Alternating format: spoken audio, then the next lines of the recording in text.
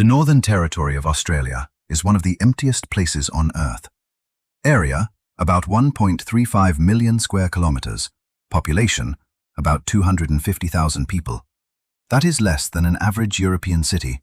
Population density, roughly 0.17 people per square kilometer.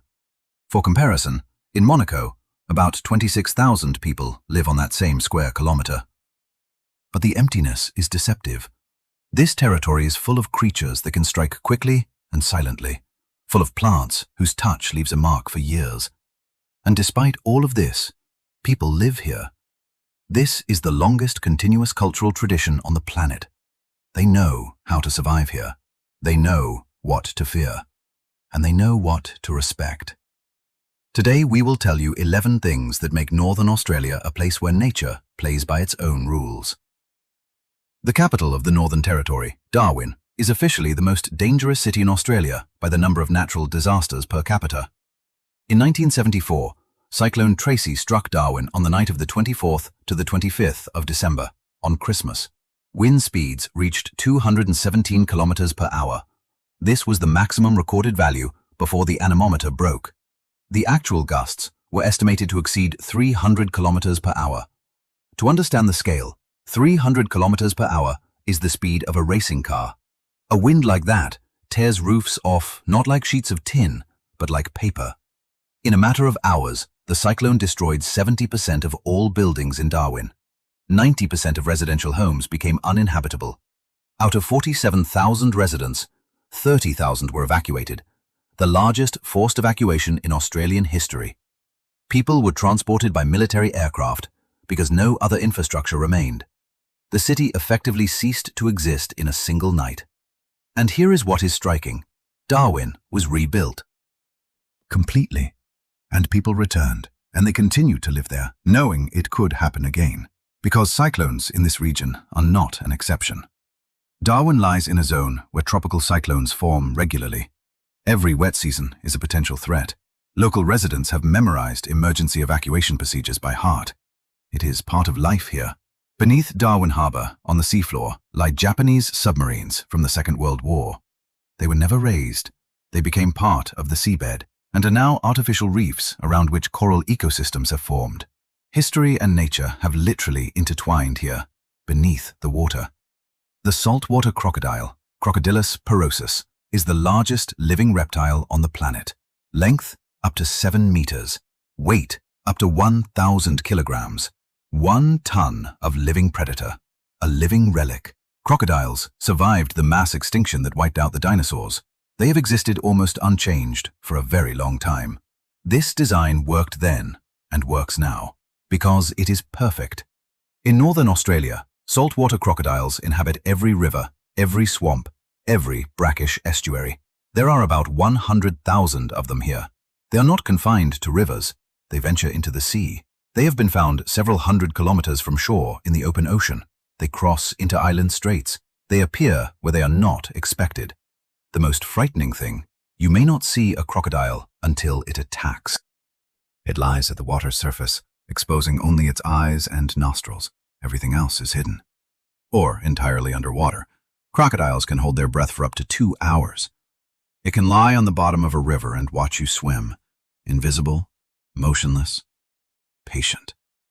In Northern Australia, there are signs at every body of water. __quote_0__. Tourists sometimes ignore them. This does not end well. What truly astonishes scientists? The saltwater crocodile does not hunt instinctively. It thinks. It observes prey for several days before an attack. It memorizes routes. It learns from experience. Cases have been recorded where crocodiles memorized the time when people came to the bank and waited at exactly that time. 300 kilometers south of Darwin, in the Daly region, there is a system of limestone caves, Kutta Kutta, or Kutta Kutta Karst. This is not a tourist attraction. There is no road. It can only be reached via dirt tracks that become impassable in the wet season. Most Australians have never heard of this place. Inside, a system of passages descending into the depths of the limestone. The exact dimensions have not been established. The system has only been partially explored. Some galleries end in narrow crevices too tight for a person to squeeze through. Others open into spacious chambers with cave formations that almost no one has ever seen. But here is what is known for certain.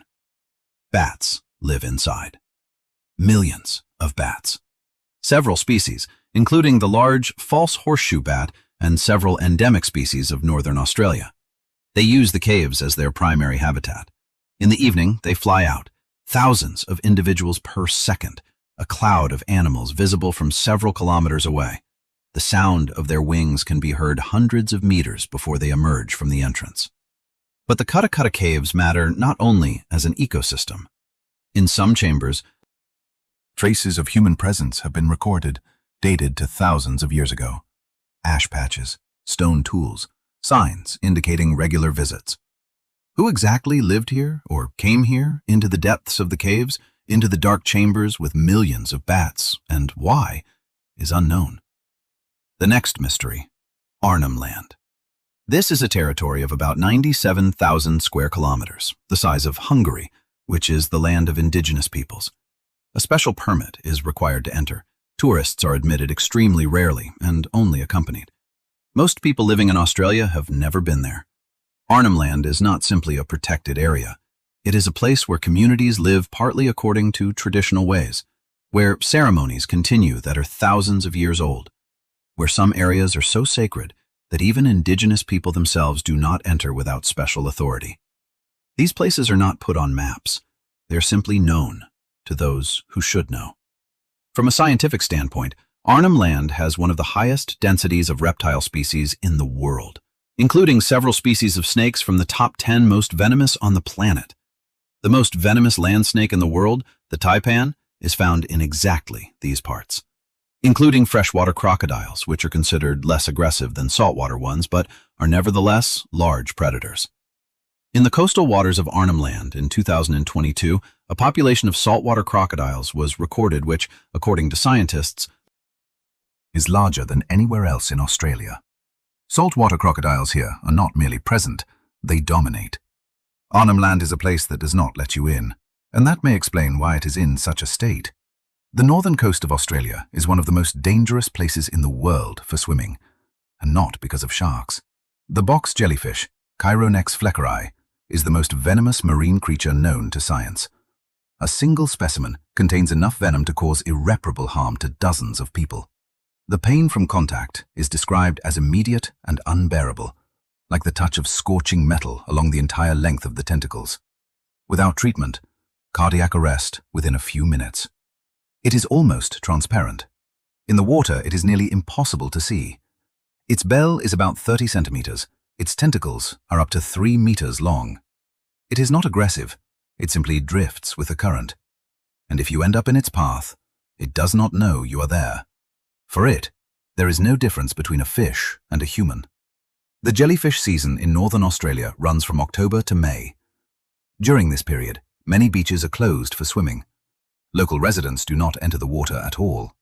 But the box jellyfish is not the only threat.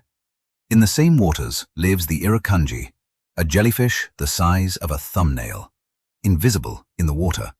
Its venom does not act instantly. It causes irukandji syndrome. Intense pain 30 minutes after contact. Blood pressure reaches critical levels. The person loses the ability to function normally. Medical assistance is needed immediately. It inhabits the open sea and is sometimes washed directly onto beaches by waves. Two creatures, both invisible, both in water that looks clean and safe. Gympie gympie, Dendrocnide moroides, a tree up to 3 meters tall, with soft-looking leaves covered in fine hairs. It looks harmless. It looks like an ordinary decorative shrub that could be found in any garden. One touch of a leaf from this tree causes pain that can last for years. The hairs contain venom and penetrate the skin like fiberglass. They are almost impossible to remove completely, even with specialized tools. The pain intensifies on contact with water, cold, pressure, meaning literally with any ordinary action. Washing, getting dressed, going out into the cold. Some victims have reported the return of acute pain 20 to 30 years after the initial contact. Gympie gympie grows in the rainforests of northern Australia and Queensland. Without specialist knowledge, it is impossible to distinguish from harmless plants at a distance. Animals also suffer from the effects of this tree. Horses that inhaled the pollen behaved unpredictably. Dogs suffered for weeks after contact with a leaf. Even dry leaves lying on the ground retain their activity and are dangerous. The tree itself seems not to finish its work with whoever it is once touched. Local researchers work with this tree only in thick gloves, protective eyewear, and a respirator. Kakadu is one of the largest national parks in the world. Area, about 20,000 square kilometers. A UNESCO site. Its promotional photographs show golden cliffs, waterfalls, colorful birds. That is true. But it is not the whole truth. In the wet season, roughly from November to April, a significant part of the park becomes inaccessible. Not difficult to access, inaccessible.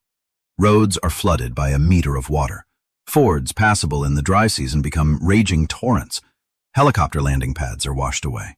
Tourists who have not made it out in time must be evacuated. But even that is not the most dangerous part. In the wet season, crocodiles spread from the rivers into temporary bodies of water that form on the flooded plains. They can turn up in places where they were never expected. A puddle by the road could be a puddle with a crocodile. A flooded car park? Likewise. The box jellyfish, Chironex fleckeri, also inhabits Kakadu's waters. Its season coincides with the wet season, meaning that in the most picturesque period of the park, when the waterfalls are full and everything is in bloom, you cannot enter the water. But here is what makes Kakadu truly mysterious. Wild buffalo live here, descendants of animals brought in the 19th century who escaped. Now, there are thousands of them. They have changed the landscape of the park. They have worn tracks to water sources, destroyed riverbanks, introduced saltwater into freshwater systems. Unique ecosystems that had been forming for thousands of years were rewritten within a few decades by a single introduced species. In the coastal waters of northern Australia, in tidal pools, among seaweed, in rock crevices, lives a creature the size of a tennis ball. The blue-ringed octopus, Hapaloclina lunulata, one of the smallest octopuses in the world, and one of the most dangerous creatures on the planet. At rest, it is brownish, almost invisible against the background of rocks and seaweed. Perfect camouflage. When it senses a threat, blue rings begin to pulse across its body. Bright blue, almost neon. This is not decoration. It is a last warning. The venom, tetrodotoxin, a neurotoxin that blocks the transmission of nerve impulses. Muscles stop working, including the respiratory muscles. The person remains conscious, but cannot breathe. There is no antidote. The only treatment is artificial ventilation until the venom leaves the body. This can take several hours. Throughout this time, the person is conscious and cannot breathe unaided. The blue-ringed octopus is not aggressive. It reacts only if held or squeezed. The problem is that people pick it up without knowing the danger. It looks beautiful and exotic. If you see a small octopus with blue rings on the shore, simply walk away. In the south of the Northern Territory begins what Australians call the Red Centre, the Simpson Desert, the Gibson Desert, the Great Sandy Desert. They form one of the largest desert regions in the Southern Hemisphere. Summer temperatures regularly above 50 degrees. Shade is almost completely absent. Water only at specially known points, between which there may be hundreds of kilometers. An ordinary person without water in such conditions can lose consciousness within just a few hours. People disappear here every year, not because they do something careless, but because a car broke down, or they ran out of water, or a person turned off at the wrong place. In the desert, there is no mobile signal, no signposts, no passing cars. But here is what is astonishing. In this desert, there is life, abundant life at that. Australian deserts are richer in reptile species than any other deserts in the world. Several species of venomous snakes, several species of lizards. Some are endemics that exist nowhere else on the planet. They have learned to exist where other creatures cannot survive, and that in itself is a phenomenon. One of the most remarkable creatures, the thorny devil, covered in spines all over its body. It drinks water through its skin, condensation, morning dew, and channels it along grooves between its scales to the corners of its mouth. a living water collection system. Nature invented this engineering solution long before humans did, and this lizard lives where there are no rivers, no lakes, only air and stone. In northern Australia, there is a phenomenon that search and rescue services simply call lost in the bush. The bush in northern Australia is not a forest in the European sense. It is dense, uniform vegetation in which there are almost no landmarks. Without GPS and a compass, a person loses their sense of direction within a few hours. The trees look identical. The same silhouette, the same height, the same color.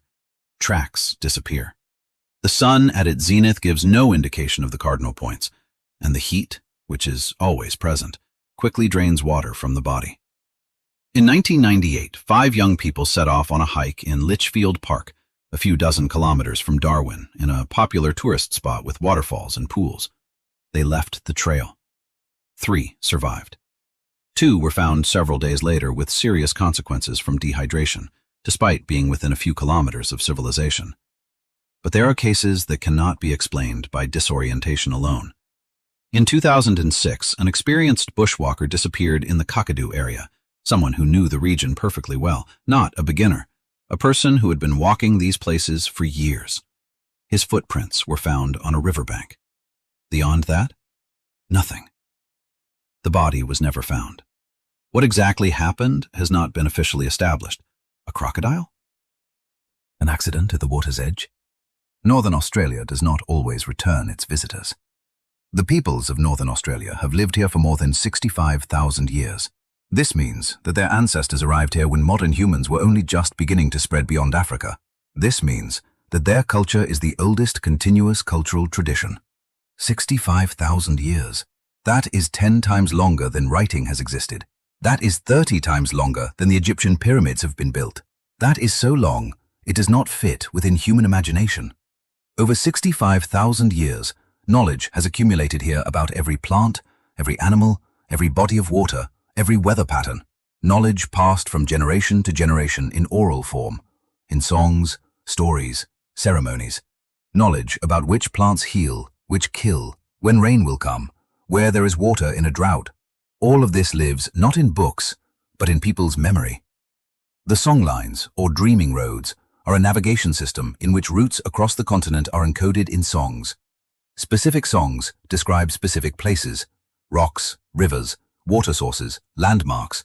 Knowing the song means knowing the way. This system covered the entire continent. It was a navigation system that worked without maps or compasses for thousands of years. And it worked precisely. And here is a frightening fact. A significant part of this knowledge is disappearing. Its bearers are passing on.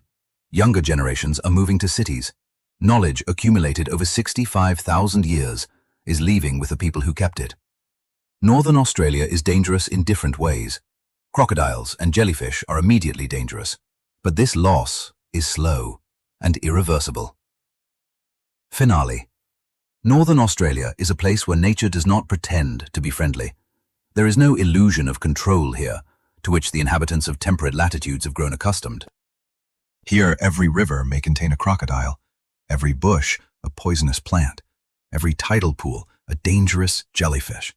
Every step into the bush requires knowledge of what comes after it, and that is precisely why this is one of the most honest places on. Nature here makes no exceptions.